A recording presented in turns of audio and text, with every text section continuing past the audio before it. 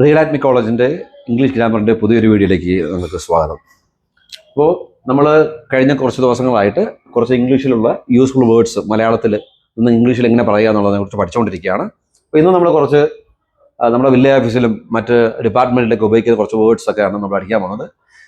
ആധാരം അങ്ങനെയുള്ള ലാൻഡിനെ സംബന്ധിച്ചിട്ടുള്ള കുറച്ച് കാര്യങ്ങളൊക്കെയാണ്. അപ്പോൾ ഇന്ന് നമ്മൾ മലയാളത്തിൽ ഇംഗ്ലീഷിൽ എന്താ പറയുന്നത് നോക്കാം. കരഭൂമി ഇംഗ്ലീഷിൽ പറയുന്നത് ഡ്രൈ ലാൻഡ് എന്നാണ്. Dry land. പുരയിടം എന്ന് പറയുന്നതിന് നമ്മൾ പറയുന്നത് വെറ്റ് ലാൻഡ് എന്നാണ് പറയുന്നത്. Wet land. അപ്പോൾ ഈ നിലം എന്ന് പറയുന്നതിനും പുരയിടം എന്ന് പറയുന്നതിനും ഒരു വേർഡ് തന്നെയാണ്, വെറ്റ് ലാൻഡ് തന്നെയാണ്. അടുത്തത് ഈ നികത്ത് ഭൂമിക്ക് ഇംഗ്ലീഷിൽ പറയുന്നത് ഫിൽഡ് ലാൻഡ് അല്ലെങ്കിൽ റിക്ലൈംഡ് ലാൻഡ് എന്ന് പറയാറുണ്ട്.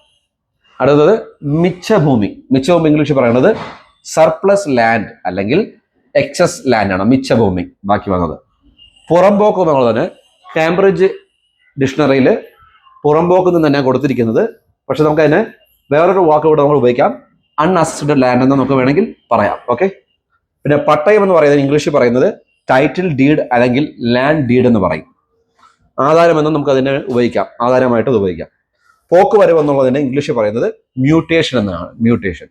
അപ്പോൾ ഇതുപോലെ അറിയാത്ത വാക്കുകൾക്കായി നമ്മുടെ ഇംഗ്ലീഷ് ചാനൽ നിങ്ങൾ സബ്സ്ക്രൈബ് ചെയ്യുക. Thank you so much.